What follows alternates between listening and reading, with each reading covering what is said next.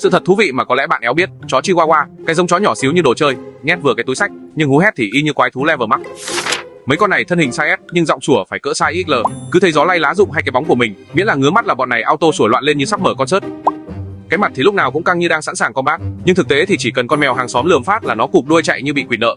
Thế mà vẫn thích thể hiện, đi đâu cũng sủa trời làm như đang bảo vệ cả hành tinh, trong khi cân nặng thì chưa bằng ký gạo. Dân tình hay gọi vui là chó nhưng nghĩ mình là rồng thần, vì hổ báo quá mức cần thiết. Nhưng bù lại, chính cái sự bé hạt tiêu mà to tiếng này mới khiến Chihuahua thành idol cà khịa, nhỏ mà có võ mỏng manh nhưng ồn ào, đúng chuẩn tiểu tam trong giới loài chó. Bạn thấy sao về thông tin này? Follow kênh ngay để nắm bắt những thông tin thú vị mỗi ngày nhé.